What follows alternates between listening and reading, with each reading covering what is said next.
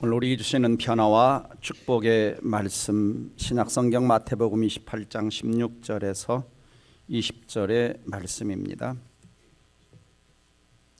함께 읽도록 하겠습니다. 시작. 11 제자가 갈릴리에 가서 예수께서 지시하신 산에 이르러 예수를 보고 경배하나 아직도 의심하는 사람들이 있더라. 예수께 나와 말씀하여 이르시되 하늘과 땅의 모든 권세를 내게 주셨으니 그러므로 너희는 가서 모든 민족을 제자로 삼아 아버지와 아들과 성령의 이름으로 세례를 베풀고 내가 너희에게 분반 모든 것을 가르쳐 지키게 하라. 볼지어다 세상 끝날까지 너희와 항상 함께 있으리라 하시니라. 아멘. 오늘 말씀의 제목은 예수님 그분은 누구신가 6번째 시간 12제자로 세상을 영원히 변화시키신 분. 제이미 스나이더 목사님은 리얼이라고 하는 책 속에서 이렇게 질문을 우리에게 던지고 있습니다. 만일 주일이 존재하지 않는다면 내가 예수님을 따르는 그리스도인이라는 것을 다른 사람들이 알 수 있을까? 무슨 말입니까? 우리는 주일날 예배당에서 예배드리고 헌금하고 봉사를 하면 참 믿음이 좋은 그리스도인이라고 생각을 합니다. 그런데 주일날 교회 밖을 떠나서 월요일에서 토요일까지 세상 사람들이 나를 볼 때 과연 저 사람 진짜 그리스도인이 맞다라고 이야기할 수 있는가라고 하는 것입니다. 오늘 많은 교회를 다니는 성도들이 주일 중심의 신앙 생활만 하는 분들이 많습니다. 다시 말하면 나는 주일만 썬데이 크리스찬인가 아니면 올데이 크리스찬인가, 나는 형식적인 의식적인 신자인가 아니면 진정으로 날마다 내 삶 속에서 예수님을 따라가는 그리스도의 제자인가라고 하는 것입니다. 우리는 주님 앞에 앉아서 영적 이력서를 좀 써봐야 됩니다. 그래서 주일만 영적 이력서를 쓴다면은 나는 예를 들어서 10년 동안 주일 예배를 한 번도 빠지지 않았습니다. 10년 동안 주일학교 교사 또는 성가대로 봉사했습니다. 매주일 헌금 안내원으로 섬겼습니다. 참 좋은 일이죠. 그런데 우리가 과연 주중 이력서를 쓴다면 어떻게 쓸 수 있을까? 나는 매일매일 삶의 현장에서 말씀을 통해 주님과 영적으로 교제합니다. 다른 영혼을 위해서 매일 기도합니다. 나는 직장에서 빛과 소금의 삶을 살아갑니다. 그리고 누구든지 만나는 사람에게 나는 예수를 증거하는 삶을 살고 있습니다. 과연 우리는 주중에 주일날을 떠나서 주중에 주님 앞에 어떤 영적 이력서를 쓸 수 있는가라고 하는 것입니다. 요한복음 6장 26절을 보면은 예수님께서 떡을 먹었던 수많은 군중들을 향해 이런 말씀을 하셨습니다. 예수께서 대답하여 이르시되 내가 진실로 진실로 너희에게 이르노니 너희가 나를 찾는 것은 표적을 본 까닭이 아니요. 여기서 표적이라고 하는 것은 예수님 자체를 말하는 것입니다. 표적이라고 하는 까닭이 아니요 떡을 먹고 배부른 까닭이라. 나를 구원자와 주님으로 믿기 때문에 나를 따르는 것이 아니라 너희들 떡 먹고 배불러서 나 따르지. 자, 이건 무슨 말씀입니까? 오늘 우리가 예수 믿는 이유가 과연 어디에 있느냐라고 하는 것입니다. 과연 우리에게 물질적 필요를 채워주셔서, 아니면 내 마음을 위로해서, 아니면 적적할 때 좀 뭔가 종교를 가지면 힘이 될 것 같아서 과연 예수를 믿고 있는가, 아니면 정말 내 삶에 정말 내가 죄인인 것을 깨닫고 예수 그리스도를 구원자와 주님으로 믿고 따르고 있는가라고 하는 것입니다. 그래서 우리는 좀 고민을 좀 해봐야 됩니다. 과연 동백산하게 오늘 예수님이 오셔서 예수님을 따르는 제자를 찾는다면 과연 몇 명이나 될까라고 하는 생각이 듭니다. 그래서 우리는 단지 예수님이라는 존재를 믿는 사람인가 아니면 예수님을 따르는 제자인가 라고 하는 것을 깊이 고민해 봐야 합니다. 둘 다 중요한 거죠. 오늘날 남아프리카 공화국 교회들이 박해도 불구하고 계속적으로 부흥을 하고 있는데, 이 남아프리카 교회들은 주로 성도들에게 이러한 질문을 던진다고 합니다. 가족을 버리고 예수님을 따를 각오가 되어 있는가? 일자리를 잃는다고 해도 예수님을 따를 각오가 되어 있는가? 당신을 박해하는 사람을 기꺼이 용서할 수 있는가? 믿음을 지키기에 매맞고 감옥에 갈 각오가 되어 있는가? 예수를 위해 죽을 각오가 됐는가? 자, 여러분에게 이 질문을 던진다면 어떻게 대답을 하시겠습니까? 오늘 본문을 보면 예수님의 제자들이 등장을 합니다. 3년 동안 예수님으로부터 제자 훈련을 받았죠. 함께 기도하고 함께 동고동락하고 함께 섬기고 여러 가지 것들을 함께 배웠습니다. 자, 베드로는 예수님이 십자가를 지시겠냐 이런 고백까지 했죠. 주와 함께 죽을지언정 예수를 부인하지 않겠습니다. 그런데 닭이 두 번 울기 전에 세 번 예수를 모른다고 부인했고, 예수님이 십자가에 붙잡혀 가실 때 예수님의 제자들은 다 도망가 버렸고, 그리고 그 제자 중 하나였던 가룟 유다는 예수님을 은30에 팔아먹었습니다. 과연 이 사람들이 뭘 할까? 그래서 오늘 본문 17절을 보면은 예수를 배웠고 경배하나 아직도 의심하는 제자들이 있더라. 그리고 마가복음 16장 14절에서도 그 후에 11 제자가 음식 먹을 때 예수께서 그들에게 나타나사, 부활하신 예수께서 그들에게 나타나사 첫째는 그들의 믿음이 없는 것, 두 번째 완악한 것을 꾸짖으셨다. 왜? 자기가 살아난 것을 본 자들의 말을, 예수님이 부활하셨다는 말을 아직도 믿지 않았기 때문이다. 정말 아직도 뭔가 덜 돼 있는 이런 제자들을 향해서 지금 예수님께서 오늘 본문에 명령을 하시는 겁니다. 18절 말씀에 예수께서 나와 이르시되 하늘과 땅의 모든 권세를 내게 주셨는데 그러므로 너희는 가라, 모든 민족을 제자로 삼으라, 아버지 아들과 성령 이름으로 세례를 주어라, 내가 너에게 분반 모든 것을 가르쳐 지키게 하라. 엄청난 명령을 우리 주님이 이런 아직도 의심하고 아직도 마음에 완악한 제자들을 향해서 명령을 했습니다. 그런데 다행히도 예수님이 부활 승천하신 이후에 오순절 성령 강림 사건을 경험하고 나서 제자들은 이 말씀을 실천하기 시작합니다. 순종하기 시작합니다. 그리고 예수 공동체가 형성이 되었어요. 예수 공동체가 형성이 되어서 그들은 어떤 모습으로 살아가기 시작을 했느냐? 사도행전 2장 44절에서 47절 말씀 같이 읽어봅니다. 시작. 믿는 사람이 다 함께 있어 물건을 서로 통용하고 또 재산과 소유를 팔아 각 사람의 필요를 따라 나눠주며 날마다 마음을 같이하여 성전에 모이기를 힘쓰고 집에서 떡을 떼며 기쁨과 순전한 마음으로 음식을 먹고 하나님을 찬미하며 또 온 백성에게 칭송을 받으니 주께서 구원받는 사람을 날마다 더하게 하시니라. 자, 이 구절을 잘 보세요. 믿는 사람이 다 함께 있었다. 물건을 서로 통용했다. 재산과 소유를 팔아 각 사람의 필요를 따라 나눠줬다. 여러분, 옆 사람하고 이렇게 물건 이렇게 통용해 보셨어요? 여러분 가진 것을 팔아가지고 어려운 이웃을 좀 나누어 주어 보셨습니까? 날마다 좀 성전에 모이기를 힘쓰고 떡을 떼보셨습니까?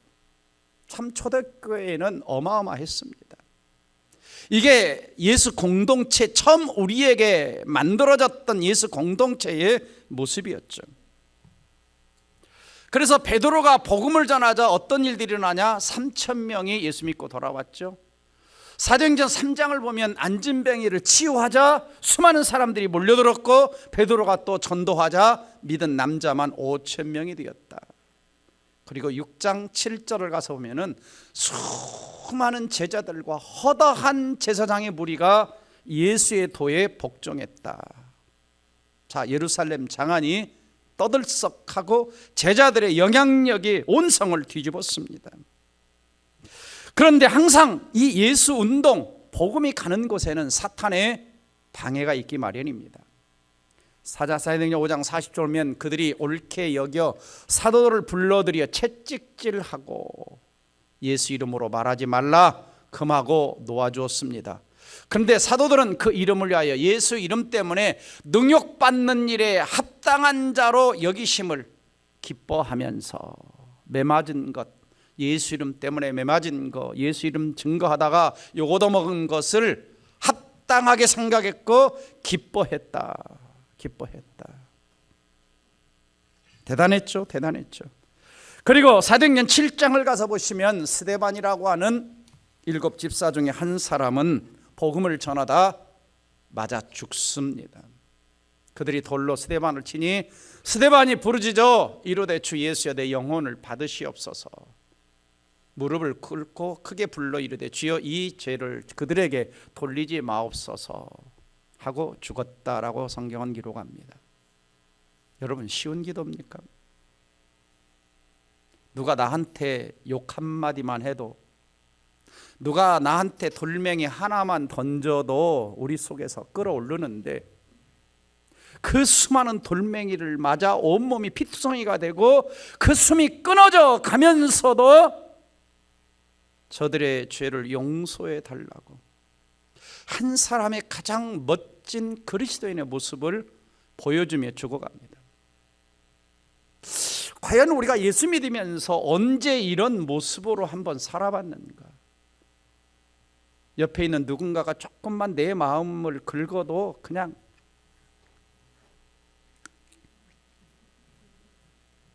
참 얼마나 어렵습니까? 대단하죠, 대단하죠. 8장 가서 보시면은 그날의 예루살렘에 있는 교회에 큰 박해가 있어서, 그러니까 이 박해라는 것은 이제 맞고 고문당하고 감옥 가고 죽이고 이겁니다. 그래서 사도 외에는 다 유대 사마리아 땅으로 흩어지고 사울이라는 사람이 교회를 잔멸할세, 교회를 다 없애가는 겁니다. 각 집에 들어가 남녀를 끌어다가 옥에 넘겼다.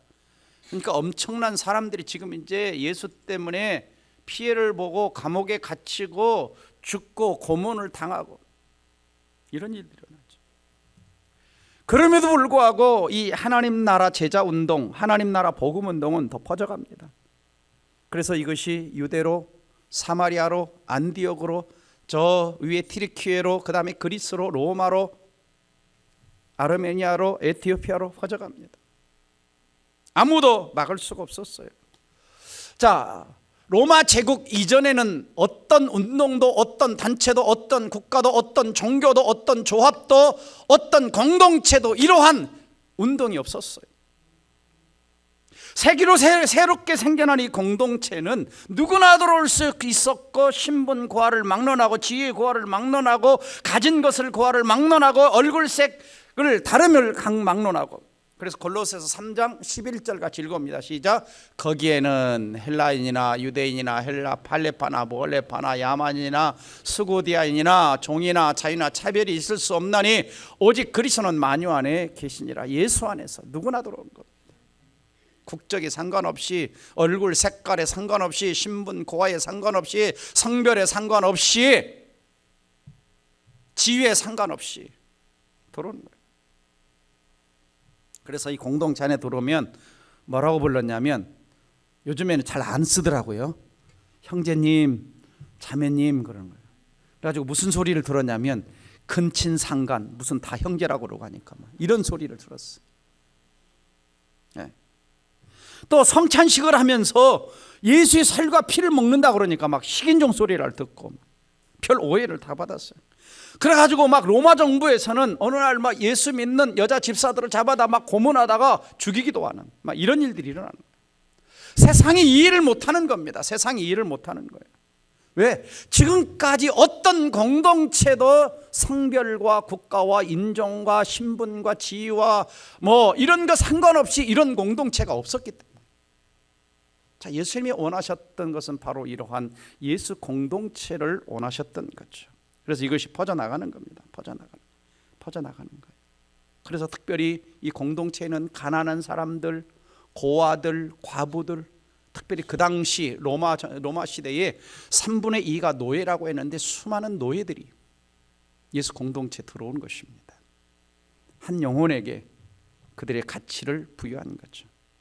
교부였던 터툴리아는 이렇게 이야기합니다. 많은 대적들이 보기에 우리의 특징은 바로 힘없는 자들을 돌보며 사랑을 실천하는 모습이다. 사람들은 우리를 가리켜 뭐라고 했느냐? 그들이 어떻게 서로 사랑하는가를 보라. 그것만 보면 그들이 진정한 크리스찬인가를 알 수 있다는 것입니다. 결국 이러한 예수님의 제자들의 삶과 사역은 퍼져나갔죠. 그런데 복음이 퍼져나갈수록 누가 방해한다? 마귀가 박해를 하는 겁니다. 그래서 성경 인물 지리 사건 이 책을 보면 예수님의 제자들이 선교한 이야기를 기록을 하고 있는데요. 첫 번째, 베드로는 로마에서 거꾸로 십자가에 못 박혀 죽었다라고 기록을 하고 있고, 안드레는 그리스까지 가서 전도하다 아가야 성에서 X형 십자가에 매달려 죽었고, 야고보는 우리가 성경에 나오는 것처럼 헤롯에게 칼로 목 베어 죽임을 당하죠. 빌립은 소아시아 부르기아에 가서 기둥에 매달려 죽임을 당했습니다. 그 다음에 열심당원인 시몬은 이집트 유대에서 전도하다가 죽고, 유다 다데오 유다가 있습니다. 예수님 승천 이후에 페르시아에 가서, 그 다음에 바돌로메는 아르메니아에 가서, 도마는 저 인도에 가서, 제가 가봤던 인도의 그 도시 도마가 와서 순교했다는 그 도시를 가본 적이 있습니다.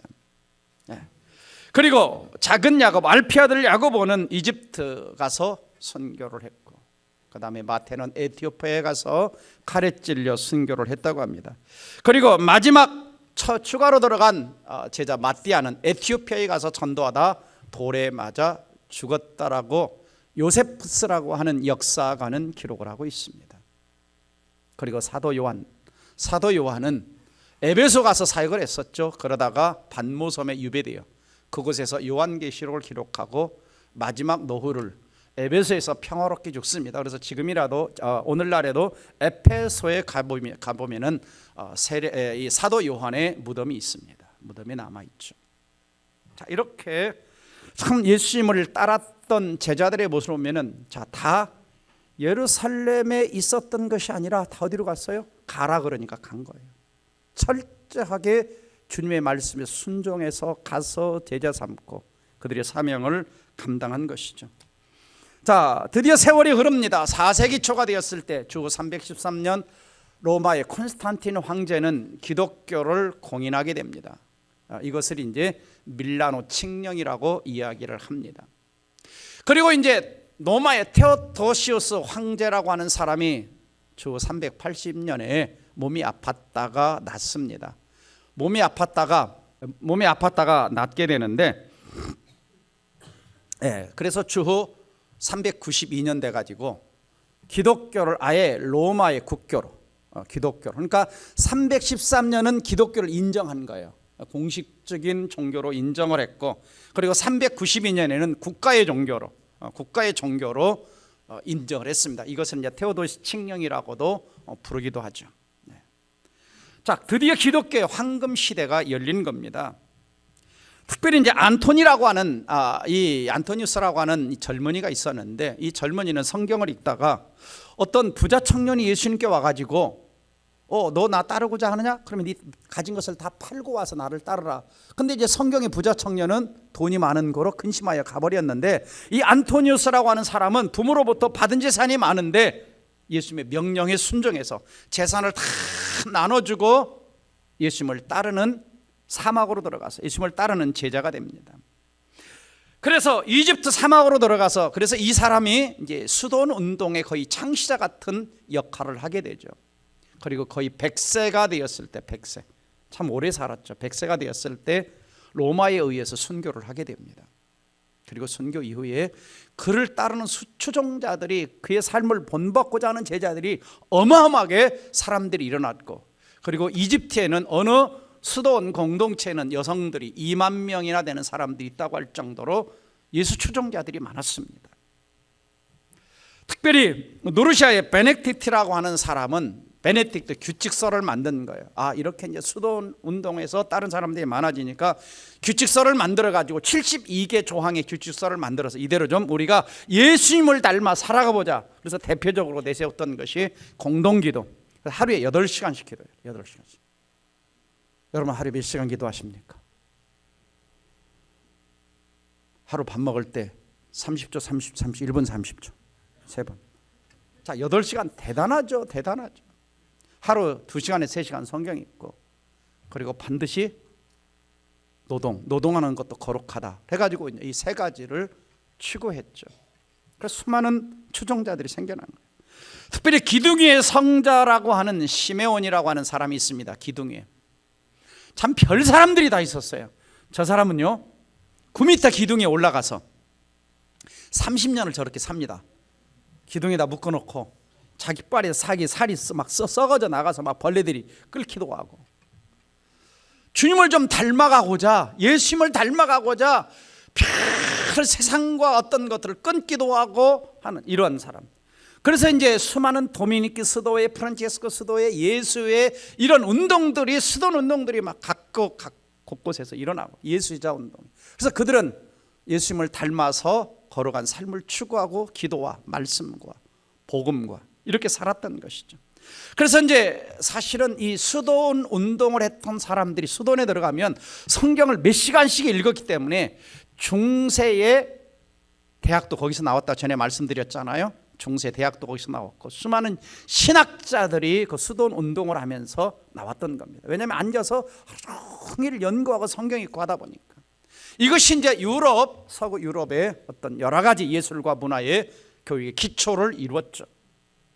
그래서 추후 천년경이 됐을 때는 저 그린란드로부터 해가지고 중국까지 복음이 퍼져나간 겁니다. 자, 12제자에서 시작된 이 복음운동, 예수제자운동, 온 땅에 변화를 시키는 영향력을 미쳤던 것이죠. 오늘 본문 말씀을 돌아가서 보시면 예수님은 분명히 말씀하셨습니다. 19절 말씀 보면 너희는 가라 그랬어요. 가라. 그러니까 예수님의 제자들이 갔어요. 아까 순교한 장소들을 보니까 어디로 갔어요? 로마도 가고 아르메니아도 가고 디르키에도 가고 그리스도 가고 저 에티오피아도 가고 저 인도도 가고 다 간 거죠. 복음을 들고 간 겁니다. 가서 복음을 전해서 예수 믿고 세례를 주고, 그리고 예수님이 분반 모든 걸 가르쳐 지키게 하면서 그들은 뭐 했느냐? 제자 삼는 사역을 했던 거죠. 제자 삼는 사역을 했고 또 그들이 또 다른 제자를 삼아 세상이 변화되어 나간 것입니다. 자, 어떻게 해서 그들이 역사를 변화시키는, 세상을 변화시키는 주인공들이 됐을까? 첫 번째는 성령님의 능력을 받아 성령님의 능력으로 사역을 했기 때문이다. 사도행전 1장 8절 다 같이 읽어봅니다. 시작. 오직 성령이 너에게 임하시면 너희가 권능을 받고 예루살렘과 온 유대와 사마리아 땅까지 이르러 내 증인이 되리라 하시니라. 성령이 임하면 뭐 받아요? 권능 받아요. 권능, 파워.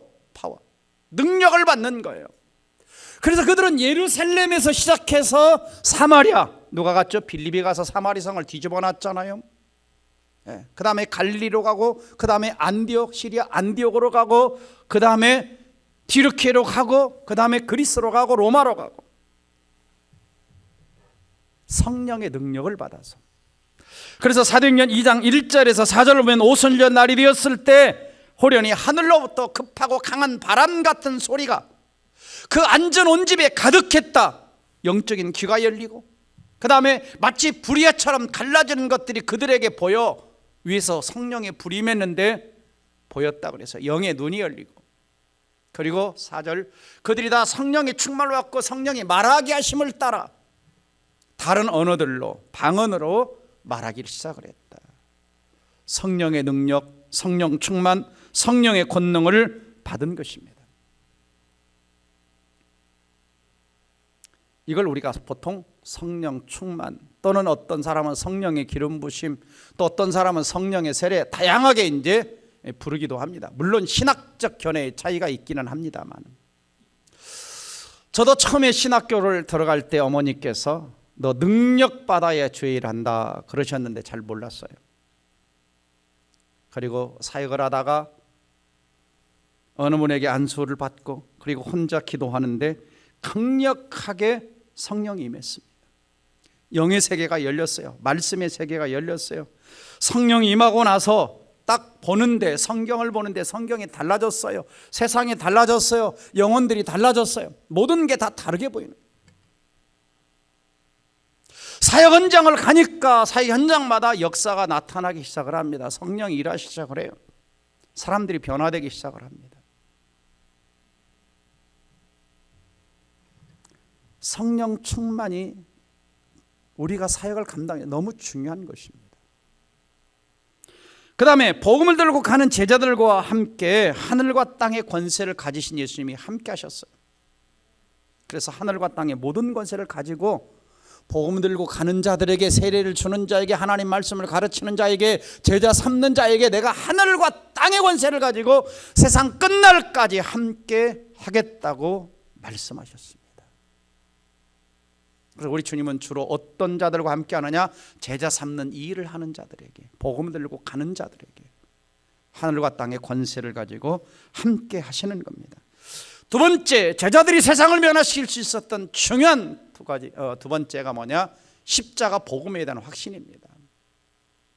사도행전 4장 12절을 보면은 베드로가 이렇게 설교하면서 이야기하죠. 다른 이로서는 구원을 얻을 수 없나니 천하 사람 중에 구원받을 만한 예수 이름 외에 다른 이름을 주신 일이 없다.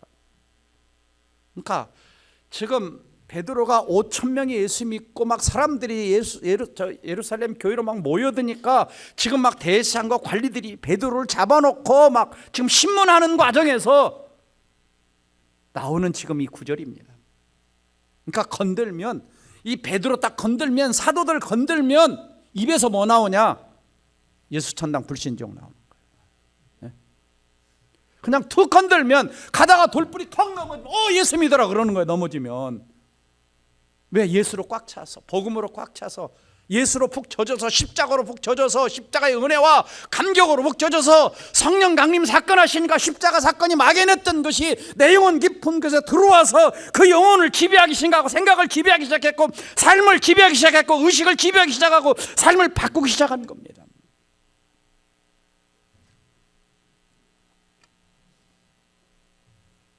복음을 선명하게 깨달은 거예요. 바울이 복음을 전하지 않습니까? 바울의 복음, 바울의 희생, 고난, 모든 동기는 뭐냐? 십자가예요. 그리스도의 사랑이에요. 십자가 죽음이에요. 그래서 오죽했으면 이 사도 바울은 예수 한 분 때문에 십자가 알고 싶어서, 부활을 더 알고 싶어서 다른 모든 것들을 배설물처럼 버렸다 그랬어요.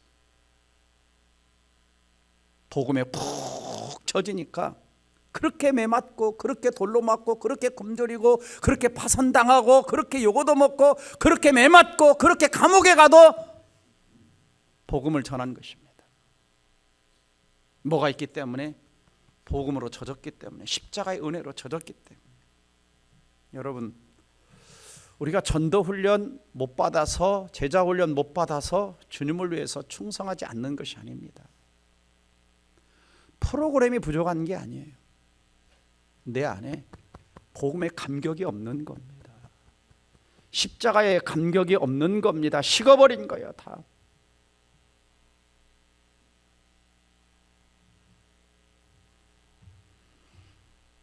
기독교의 출발점, 복음의 출발점,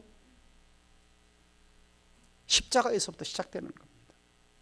그래서 팀 켈러라고 하는 목사님은 이런 이야기를 하셔서, 복음은 그리스도인의 삶의 처음이자 끝이다 그랬어요. 시작도 복음이고, 진행도 복음이고, 끝에도 복음이다. 그래서 영적으로 내가 성장한다라고 하는 건 뭐냐면, 복음을 점점 깊은 복음의 은혜와 감격과 그 속으로 들어가는 겁니다. 영적으로 성장하는. 십자가와 더 가까워지는 것이고, 예수와 더 가까워지는 것이고, 십자가의 능력을 더 찾는 것이 내가 영적으로 성장하는 거예요.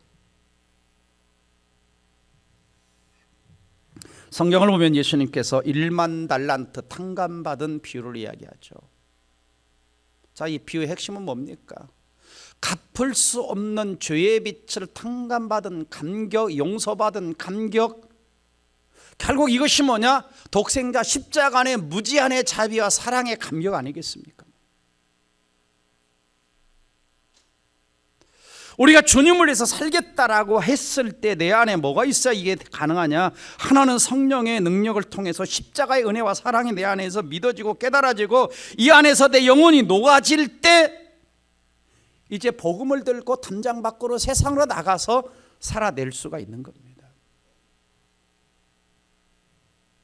담장을 넘는 크리스찬이라고 하는 책을 쓴 J.D. 그리어 목사님께서 그 교회의 개척 선교팀에 소속된 클라라라고 하는 20세 중반의 젊은 여성의 이야기를 합니다. 이 여인이 중앙아시아 지역에 복음을 들고 그들을 섬기려 갔다가 이슬람 근본주의자들에게 납치를 당합니다. 자, 미국 정부에서 여러 가지 손을 썼지만 이 여인을 구출해낼 수가 없었어요.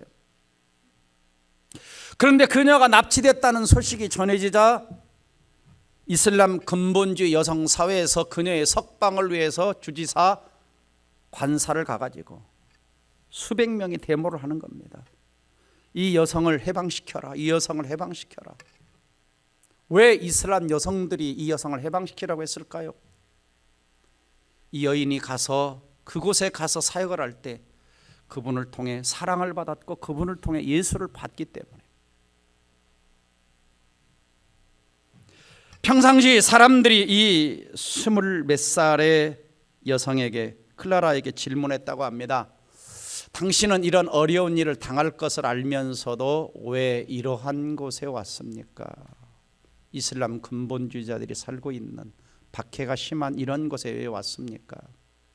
자, 클라라라고 하는 여성의 대답입니다. 예수님이 나를 위해 오지 않았다면 내가 어떻게 되었을까요? 예수님이 하늘 영광 버리고 이 땅에 오지 않으셨다면 내가 어떻게 되었을까요? 우리가 편안한 삶을 선택하면 이 나라 수많은 사람들이 예수님을 모르고 그분의 이름도 부를 수 없을 거예요. 내가 미국이라고 하는 그 나라에 편안하게 삶을 선택하고 거기에만 있었다면 어떻게 이곳에 있는 사람들이 예수 이름을 부를 수 있었을까? 1800년대 말에 토마스 선교사가 저 대동강변에서 복음을 전하러 왔다가 성경책만 던져주고 젊은 피 순교를 당했는데, 아펜젤러, 언더우드 이런 선교사들이 본국에서 편안하게만 있었다면 어떻게 이 민족이 복음을 들을 수가 있었겠습니까? 양화진에 가면 선교사들의 묘역이 있고, 그리고 가까이 여기 용인 양재만 가도 선교자 기념관이 있습니다. 그곳에 가면 한국교회 수많은 선교자들의 묘비들이 있습니다. 기록들이 있어요. 그분들이 있었기 때문에. 그분들이 편안하게만 있었다면 우리는 어쩌면 복음을 듣지 못하고 흑암 속에 살았을지도 모릅니다. 여러분, 왜 우리는 이렇게 살지 못할까요? 왜 이렇게 살지 못할까요? 우리 안에 뭐가 식어버렸냐? 복음의 감격이 식어버려서, 십자가의 은혜와 사랑이 식어버려서, 그래서 어느덧 우리의 삶은 땅의 붙박이가 되어서 저 하늘을 바라보는 걸 잊어버렸습니다. 복음을 들고 세상을 향해 외치는 걸 우리는 어느덧 잊어버렸어요. 그래서 눈을 뜨면 어떻게 복음을 위해, 어떻게 예수를 위해, 어떻게 주님을 위해 살까가 아니라 어떻게 나를 위해, 어떻게 자식을 위해, 어떻게 이 땅에 먹고 살까 하는 것에 실용주의자가 돼버리고 말았습니다.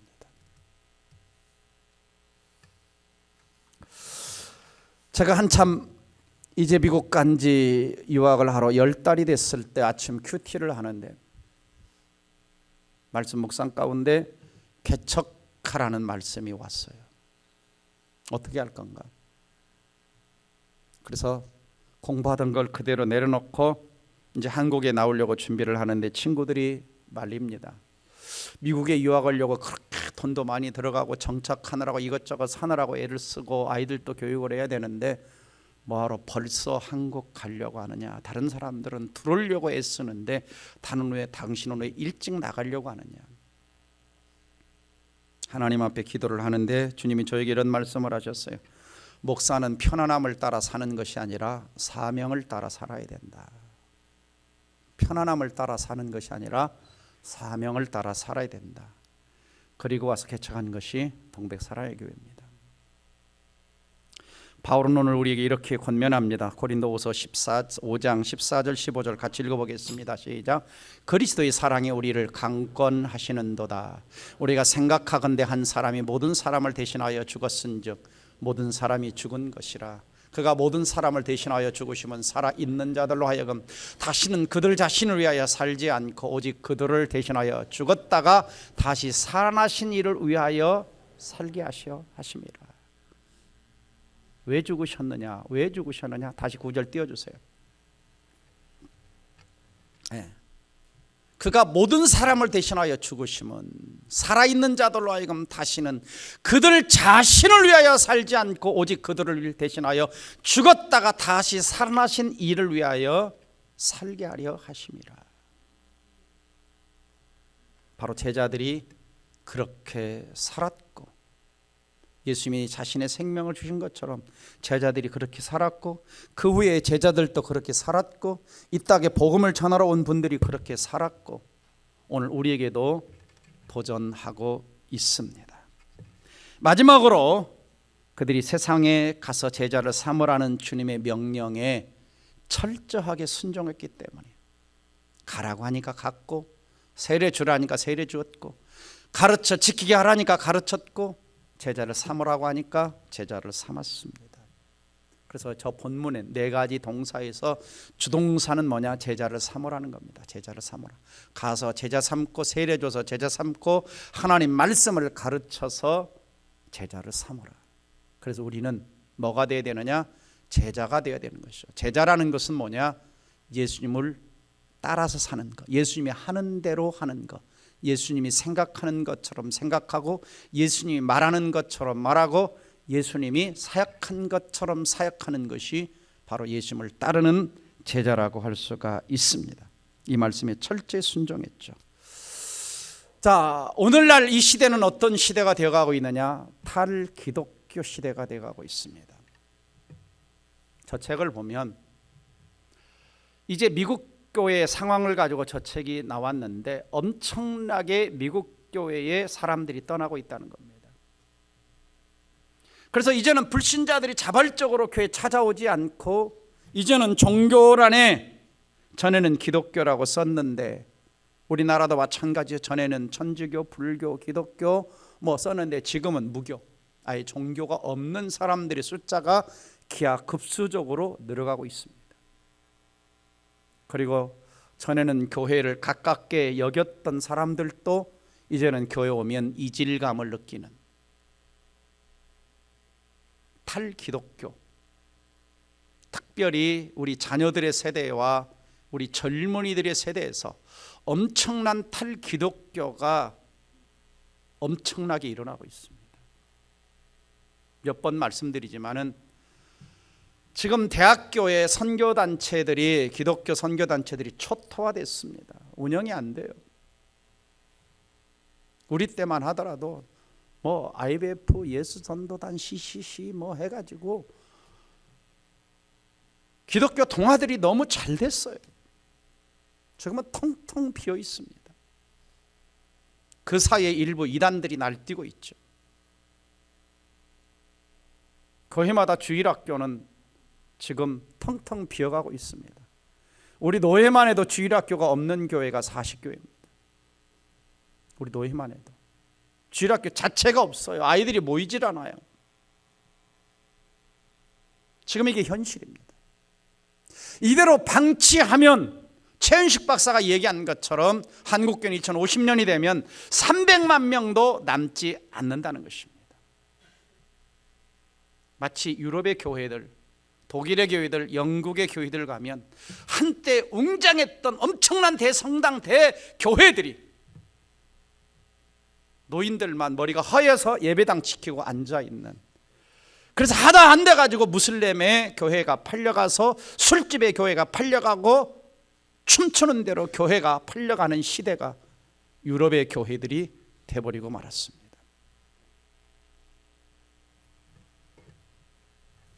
교회는 모이는 교회와 흩어지는 교회가 있습니다. 우리는 모이는 교회에서 이제는 문 밖을 나서면 담장을 넘는 크리스찬이 되어야 됩니다. 그래서 저는 다음 주부터 여러분과 함께 좀 담장을 넘는 크리스찬의 모습이 어떤 것인가, 정치에 대해서, 경제에 대해서, 돈에 대해서, 가정에서, 문화에서, 예술에서, 교육에서, 삶의 영역 속에서 우리가 어떤 크리스찬이 될 것인가, 저는 좀 몇 주 동안 좀 나누기를 원하고, 우리가 20주년을 좀, 동백사나가 20주년을 좀 맞이하면서 좀 주제가 좀 교회 밖으로, 세상 속으로 들어가는 교회가 되기를 바랍니다. 어떻게 그렇게 할 수 있는가? 첫 번째는 예수님의 제자들과 같은 자세가 필요하죠. 예수님 제자들은 4가지가 있었죠. 첫 번째 뭐 받았어요? 성령 충만 받았어요. 두 번째 뭐가 있었어요? 복음의 확신이 있었어. 세 번째 뭐가 있었어요? 예수님의 명령에 철저한 순종이 있었어. 네 번째 뭐가 있었어요?